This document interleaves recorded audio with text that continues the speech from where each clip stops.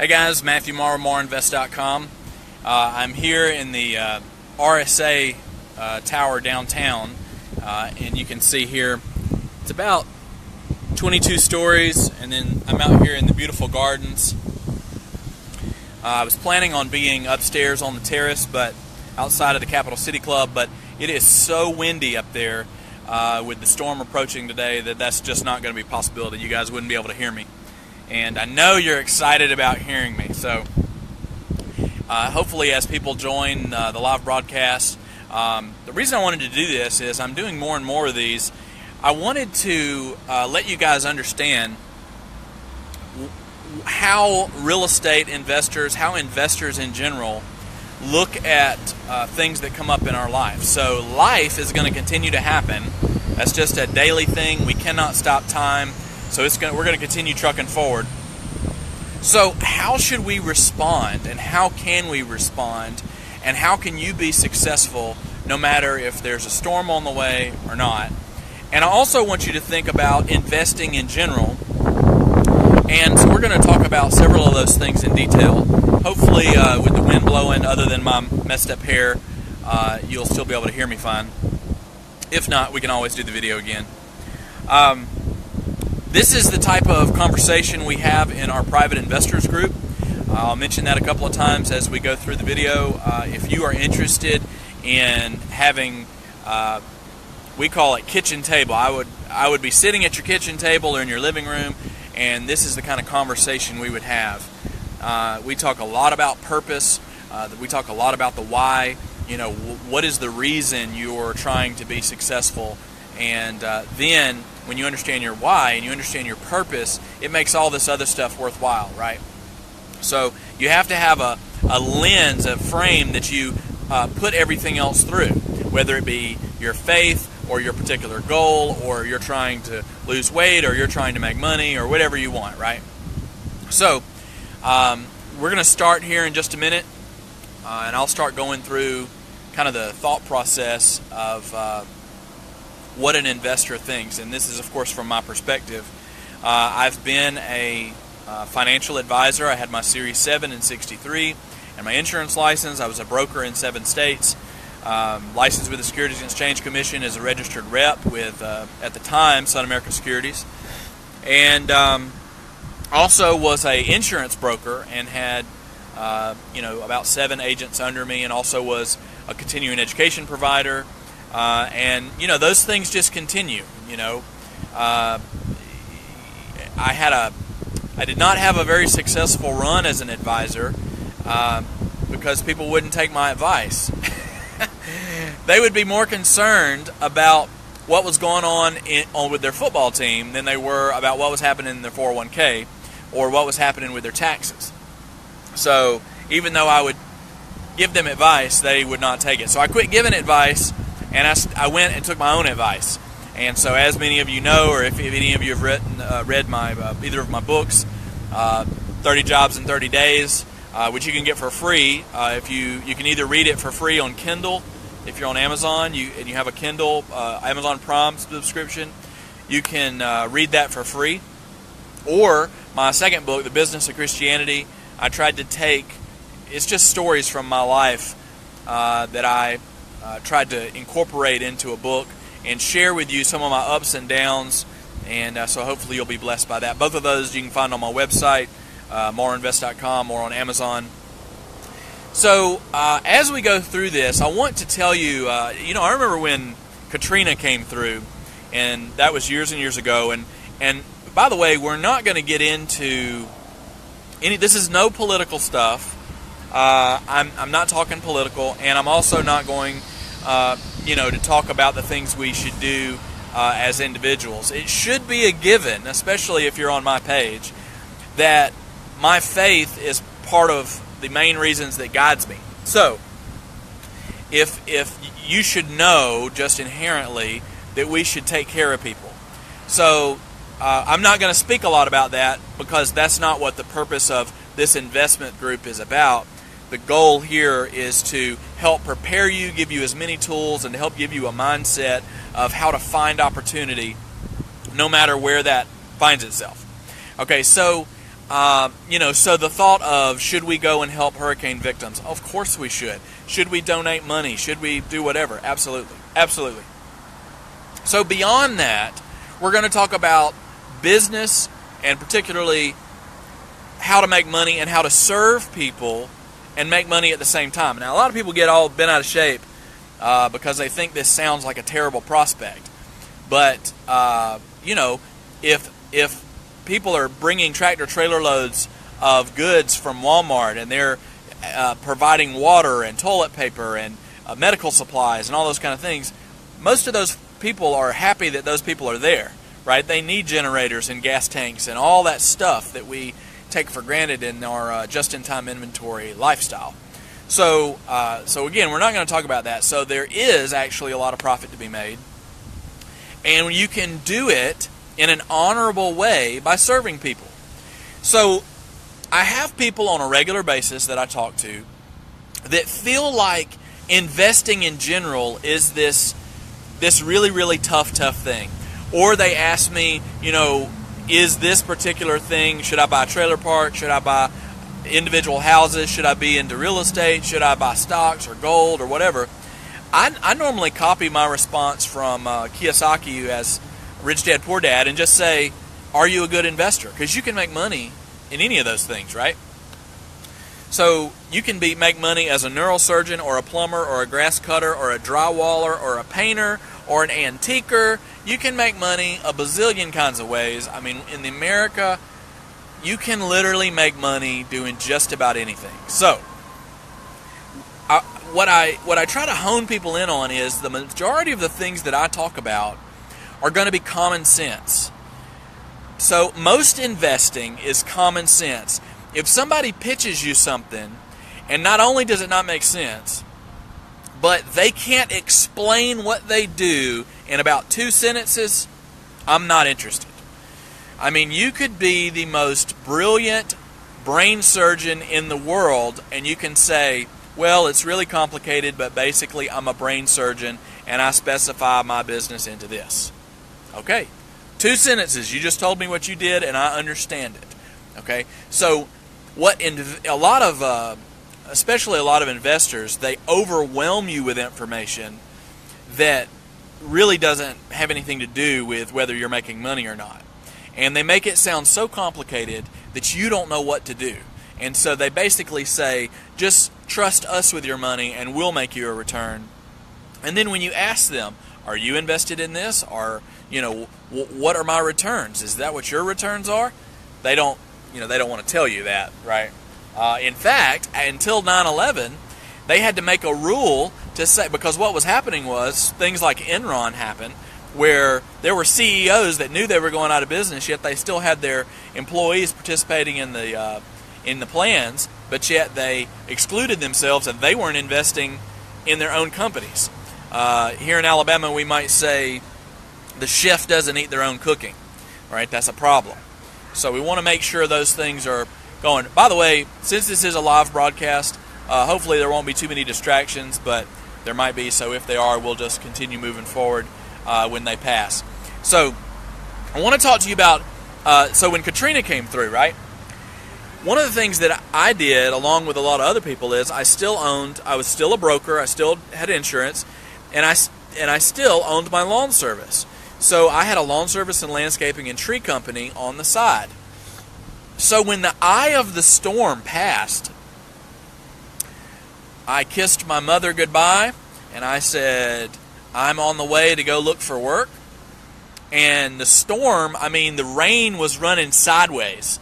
There's all kinds of rain. This rain the wind was blowing so hard it was sideways. There's trees down, there's power lines down.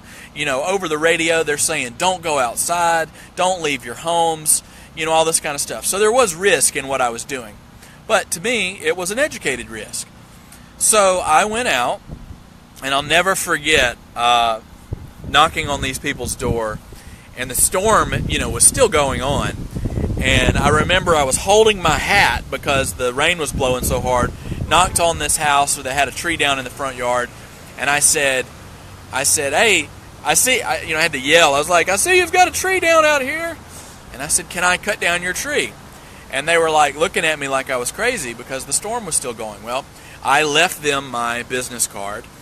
The long story short of it is the only other guys that were out in the storm were guys like me looking for extra work. And what did we find? Well, because I was the first on the scene, I probably in about 3 days did about $3,000 worth of work.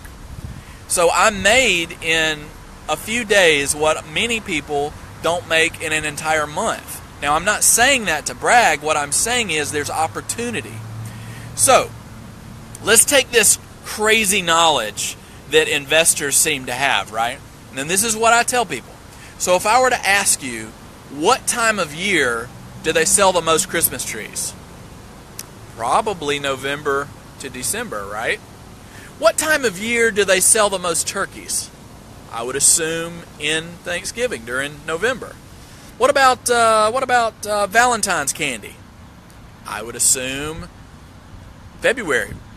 Last few weeks of January, first few weeks of February, right? So, man, that's amazing. Somehow you had this amazing insider knowledge that those items were going to be sold, right? What about when the oil spill happened? The BP oil spill happened a few years ago. What companies would have been affected by that oil spill? Just think about it. All of them? Everybody on the coast? The shrimping industry? The entertainment industry? The hotels? The restaurants? The putt-putt golf place? Right? All of those businesses would be affected. Okay? So, with that amazing investor knowledge that no one else had, did you go and capitalize on that by, say, shorting stocks or doing stock options? No, you didn't.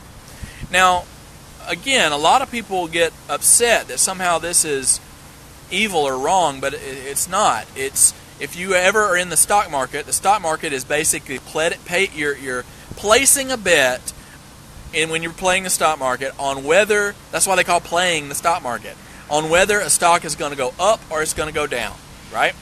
So if you believe that a stock is going to go up, you place your bet and say, I think this stock's going up. That's why you buy that stock, right? If you think a stock is going to tank, you put an option on it so that you can sell it while it's still high, even after the stock has gone low, right? So you can make money whether it's going up or down, all right? So when we have this storm that's heading, now again, we all need to stop and we need to pray that the people that are in harm's way are taken care of.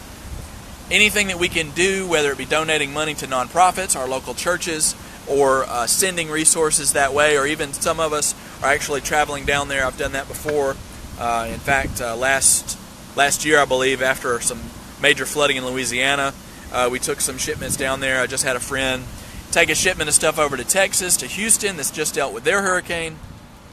And of course, I have a lot of people, since I live here in Alabama, that live also or have second homes or have relocated to Florida. So what businesses are going to be affected? And what items will be affected by this? Again, we're going to say everything. Everything is affected, right? So, let's think resources. Let's think, aren't there probably oil production going on in the Gulf Coast?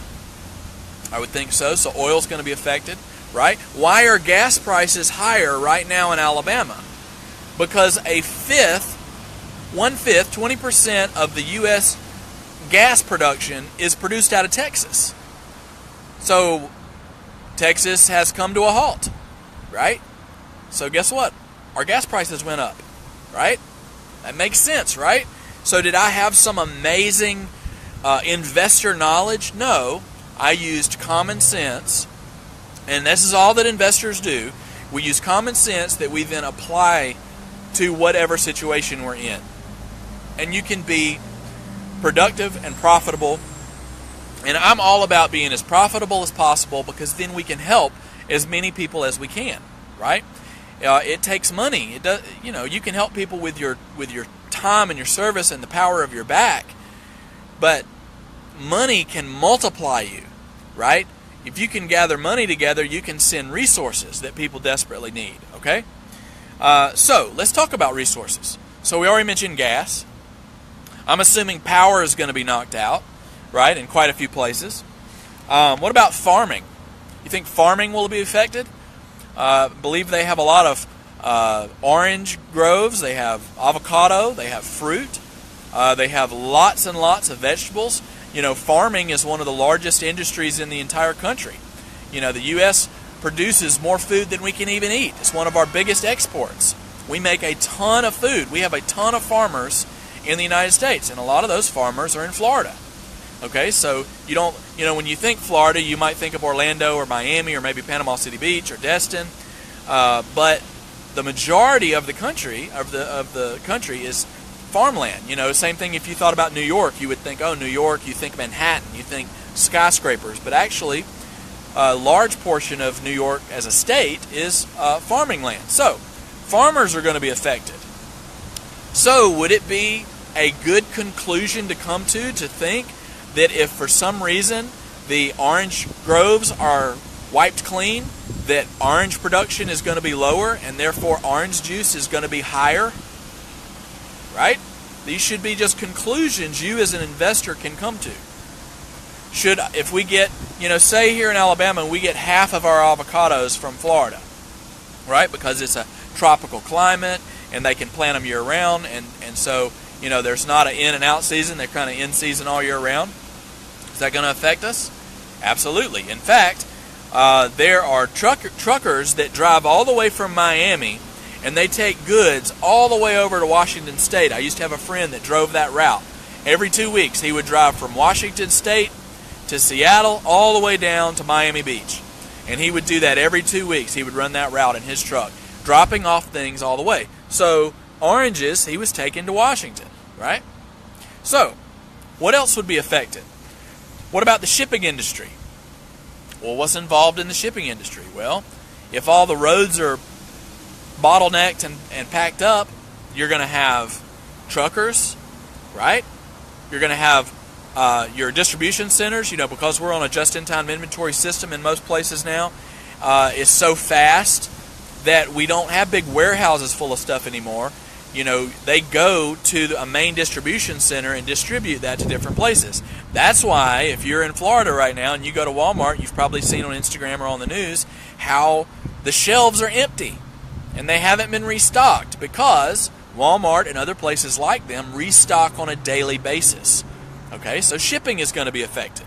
What about trains? What about ocean liners that are coming up through the Gulf of Mexico and then going up the Mississippi River? That water highway goes all the way, the Mississippi goes all the way up to Memphis and on up into the Great Lakes. And that is a main distribution center for our shipping goods. Those go to shipping routes all the way up into Memphis, and then they're distributed throughout the country. So something that's happening in the Gulf of Mexico, like these large storms, can affect those things, right?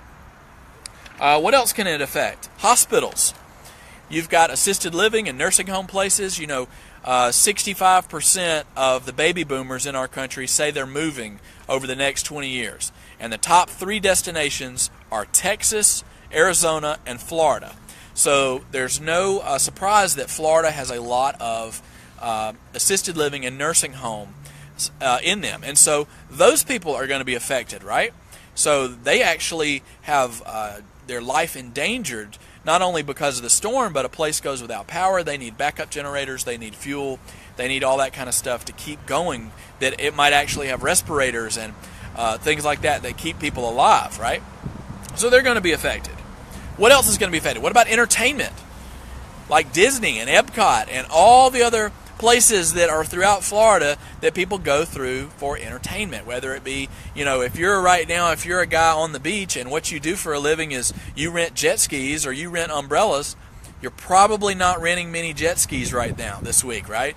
If you have a little scooter dealership and it's torrential downpour, you're probably not renting many scooters, okay? So those guys are going to be affected. The hotels and the restaurants, right? People are in mass effect leaving Florida right now to try to get to safer and higher ground. So even up here in Montgomery and in Atlanta, the states above Florida, you're getting many, many people leaving the state. And so our hotels are already full. People that can leave are leaving. All right, who else is going to be affected? We already mentioned stocks. You with this amazing investor knowledge, you should know that there's going to be stocks that are going to go up or down, right? What stocks, like what companies might benefit from this? Well, let me take a drink before I start this section. This sounds a little crazy, but actually after a large storm like this, there is actually a boom in productivity, okay? So it sounds a little off, but just think, when the last, we had 3 hurricanes come through back to back to back in Florida several years ago, and it just decimated the Gulf Coast. And for about 2 years, maybe even 3 years, they really, really struggled. But what happened? They have been booming because billions and billions of dollars of investor dollars has been pumped into Florida to have housing booms. You've got, if you go on Front Beach Road, basically all the way from Mobile, Alabama, all the way down to the Keys, there is more construction going on in Florida than you can actually. They can't even keep up with all the construction that's going on because there's so much growth. I ran a zip code. You can go on bestplaces.net and look up these demographics, and you can see the growth of any individual county. And you can also look this up on citydata.net or .com. So you can actually look up the growth numbers, and there are some counties in Florida that have ridiculous, like 50, 60% growth. It's crazy. So think with me for half a second here. A hurricane has just come through Florida. There's a lot of destruction, and besides the human aspect where we want to make sure, again, that we're praying for those people, we don't want people to lose their lives or to be hurt or anything like that. But besides that thought, I want you to think about what opportunities are there as an investor, or maybe as an individual. Maybe you're thinking about starting your own business. Every single industry will be affected. So we already mentioned farming. We already mentioned, that Walmart and all these other places, hospitals are going to need blood, all this stuff we mentioned already. Well, the housing industry and the manufacturing industry is going to have a boom. Because what happens is, if they have thousands of houses destroyed or businesses destroyed that need remodeling, well, ServPro is going to be busy because they're going to be down there, and other companies like them, where they're cleaning out all the stuff that's, the drywall and the carpet, and they're yanking all that stuff out. So dumpster companies are going to be making money, right? Garbage truck companies are going to be making money, right?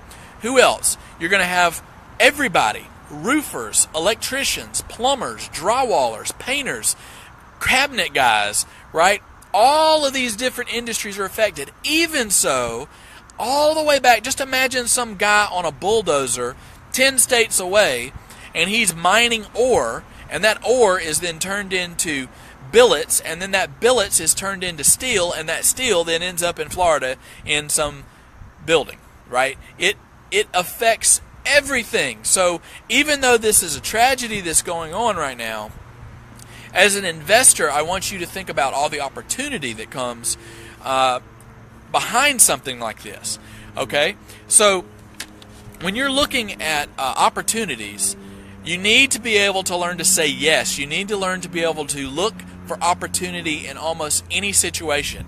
And the reason that is because, like I mentioned before, life is going to continue happening. So you can either say, well, I'm just taking my money and I'm shoving it into my mattress and I'm not investing. That is not what good investors do. Good investors make money whether times are good or times are bad. And I guarantee you that I know plenty of investors right now making 20, 30, 40, even 50% returns. Some even higher. It's crazy the returns people are making, and times are not even that great right now. We have inflated stock market. Our economy is still putting along, right?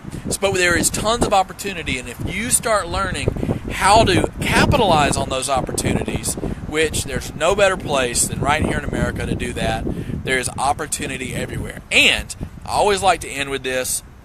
My goal is to, again, make as much money as I can. Why? Because I want to be able to bless as many people as I can. And a great way to bless lots and lots of people is to be ridiculously successful. So I encourage you guys to pray about it, find your purpose, figure out what it is you're trying to do and why you're trying to do it. Be as successful as you possibly can and help as many people as you can. Hope you guys will join me in prayer about this hurricane, that everybody will stay safe as the hurricane passes through. That we hope that there's not damage. We hope that there's not loss of life. But we pray that there's opportunity to serve people along with all this other stuff we've talked about. Hope you guys have a blessed day. Thank you for joining me.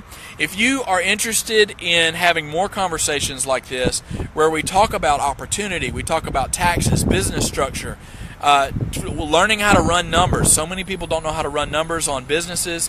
If you're interested in things like that and business in general, there's a lot of these free groups that, I won't mention them, but there's a lot of podcasts and things out there that do not give you the whole picture. They do not give you good information, and they give you part of information. What they're really doing is selling you books or whatever. So our investment group is a private investors group with business people just like me that sit down and we talk about opportunities and what we can do. And of course, we are not part of a scarcity mentality thinking that there's not enough to go around. Guys, there's more than enough to go around. There's just so much opportunity out there. You couldn't get to it in 10 lifetimes. So I encourage you guys, send me a message or go on my webpage, MorrowInvest.com. You can sign up for the private investors group. You need to have a Facebook account, and I can add you to the private investors group. It's under Morrow Instant Access on the left side. And if you're somebody that has been seeing the posts, seeing what things we talk about, and you're interested in more of a one-on-one conversation where you and I sit down for several days and go over what your purpose is and what it is you want to try to do, we can do that as well. You need to message me for availability. The mentorship, we can talk about a mentorship if you'd like to. Guys, I hope you've been blessed by this. If you need anything, please don't feel free to message me on Facebook, by email, by phone, on Instagram, on any of these things, and I'll be glad to answer you as soon as I can. Hope you guys have an awesome, blessed day.